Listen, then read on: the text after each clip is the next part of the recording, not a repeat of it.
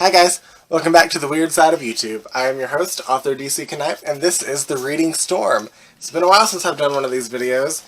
I still don't have much to post on this playlist, but today I thought I'd do a tag for you. It's called the Reading Habits tag. I know all I really do in this series is nowadays is just tags because honestly I haven't been reading a lot. As far as 2021 goes, all I've been reading is Dungeons & Dragons manuals because my partner and I are trying to get into that, and there's a lot that goes into that game. I had no idea how complicated it was and how math was involved to such a degree. It's insane, and I hate math, so I'm not sure if I'm going to even like it or not, but we're trying. But for today, I decided to do this little tag for you all. The Reading Habits tag was created by The Book Jazz in November of 2012. The original video has since been removed, but the tag is still circulating. I wonder why they removed it. Was it problematic? Let's dive in and see!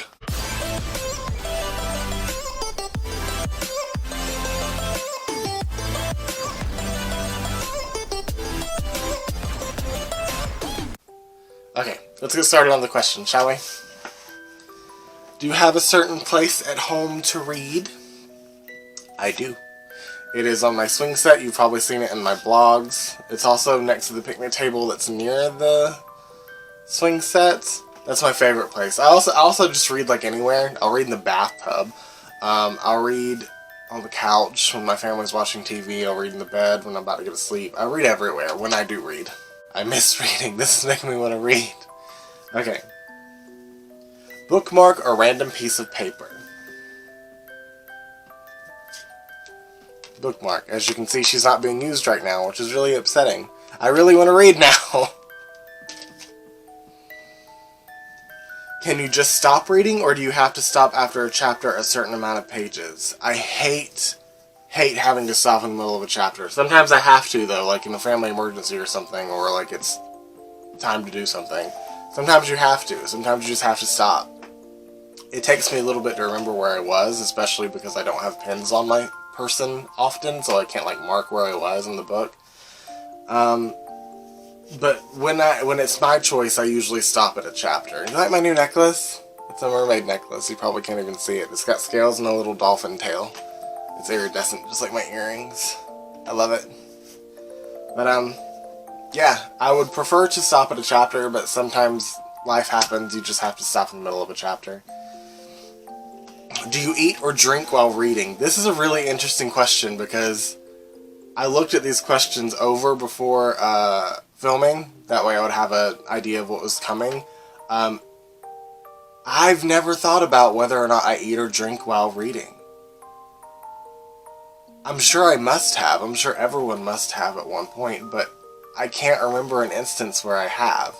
I think when I'm reading, I'm just so in the zone that nothing else fucking matters. Sorry if you don't like cursing, I'm trying to stop. But, I think when I'm reading, I'm so in the zone of, the world that I'm trying to inhabit that what's going on around me doesn't matter. I could be eating, I could be drinking, I could be taking a bath. That's happened before. I don't know. When I'm reading, I'm totally into the reading, and I don't know what's going on outside of that, which is, now that I think about it, kind of terrifying. Maybe I should work on that. I don't know. Okay, number 5, multitasking. Music or TV while reading. I might be alone in this, but I can't have anything on while I'm reading. My partner will be watching TikTok, and I'm trying to read, a fucking bedtime story to myself, I'm fucking 12 years old, a fucking fairy tale or some shit, to try to wind down. Everything annoys me when I'm trying to read. I was like this in school as well. When kids were talking and I was trying to read, in study hall or detention or ISS or something, I would get so aggravated. I don't know. It's probably some kind of mental illness or a spawn of my already established mental illnesses. I don't know. But it's really annoying. There could not be any background noise like it is now. I had to take everything. I had to turn off my aquarium and the air conditioner because when I'm filming, A, I want to be able to concentrate, and if there's any noise in the background, I will not be able to, and B, because that's really loud and you guys can't hear my voice if it's on. But yeah, I'm like that with pretty much everything. If I'm trying to concentrate on something, there has to be quiet. Except for when I'm writing. There can be music when I'm writing, if it fits the theme of the scene that I'm writing. Number 6, one book at a time or several all at once.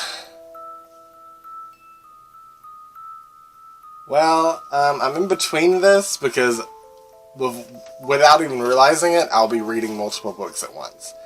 Not all fiction. Like, I'll be into a fiction book and then be reading, like, a Dungeons & Dragons manual, for example. Or, like a memoir or a biography. As long as they're not the same kind of genre, I can handle it. But, like, if they're the same young adult fantasy book with the same wicker basket character, that I'll get lost and I'll confuse the two. That's one reason why I don't like a lot of popular young adult books. I get that that's why they're popular, because the formula is down pat and it sells. But they're all the same to me, and I can't. I just confuse every one of them. The only standout for me was Hunger Games. I don't know. That's just my opinion, though. 7, reading at home or everywhere. I used to read riding the bus when I was little, like to school. I don't think I read going anywhere now. Not when I'm driving, obviously, but I'll be reading a book when I'm driving. Someone's honking their horn. I'm at the good part, stop! No. I don't think I read anywhere else now. Especially not now during COVID. I would like to go to a little coffee shop and read. That's not going to happen, obviously. But, I don't know. I would like to, but it's not happening currently, unfortunately. Number 8, reading out loud or silently in your head. When there is noise that I can't help, I have to read out loud no matter where I am. As I said, I read on the bus when I was little. I would have to read out loud because that bus was so loud and everyone was talking. So, when there's noise, and I can't make it stop, I have to read out loud.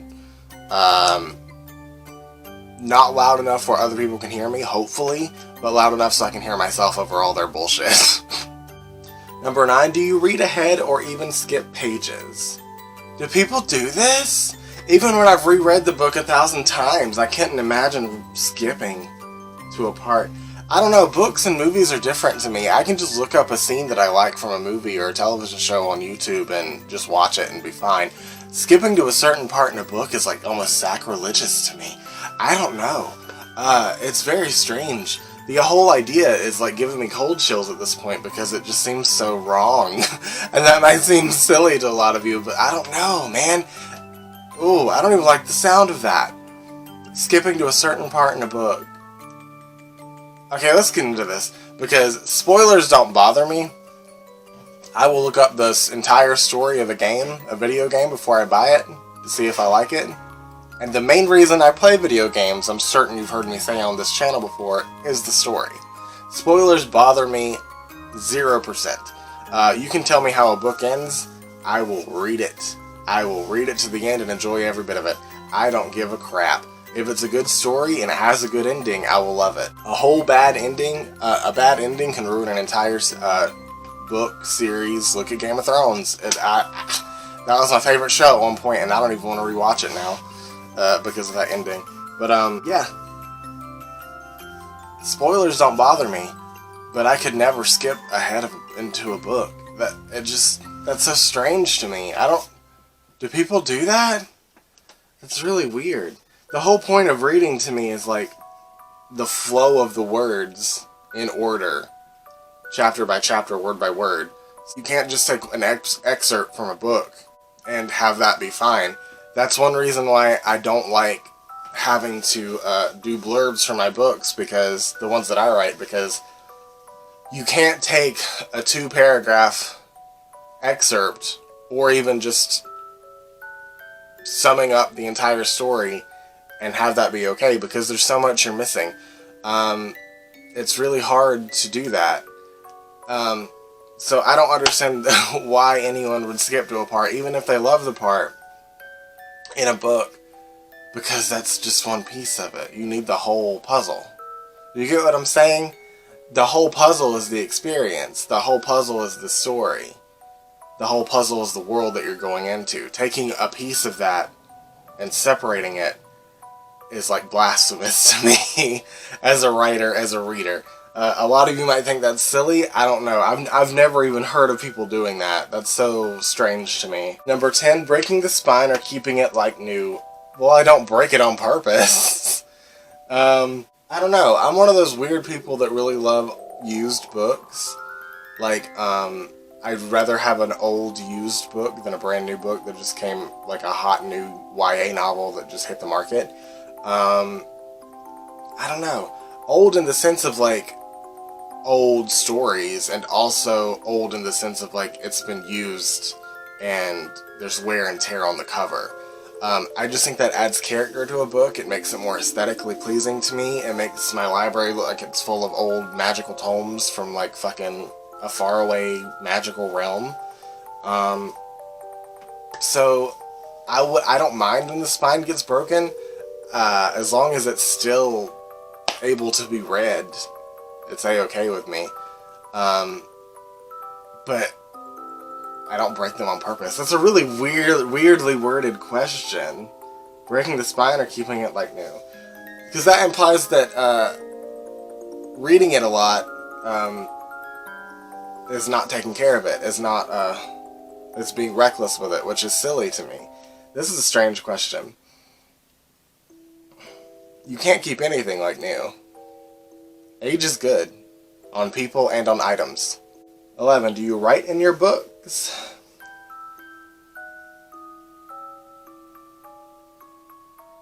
Sometimes, when I have to, when I don't have a bookmark and I have to stop in the middle of a chapter, like I said previously in this video. Sometimes I mark the word that I was on. I don't like doing that.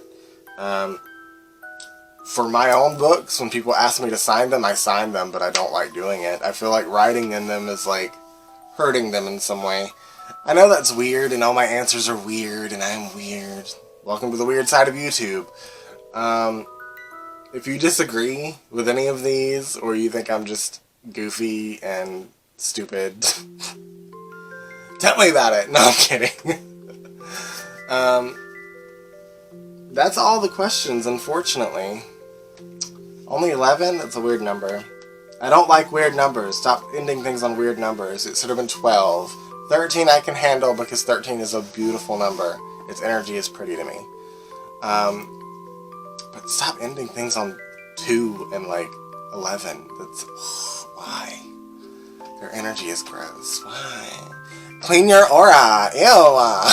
I'm joking. I'm not that woo-woo. But I don't like weird numbers like that. But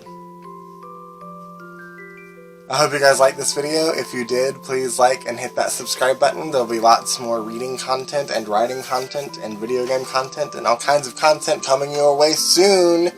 I know it's been a while since I've had like a regular YouTube schedule. Things have been crazy. Most of my energy is going to my new writing in progress, Fairy Tales Omnia Arcana. If you haven't seen the announcement trailer, there'll be an annotation up here.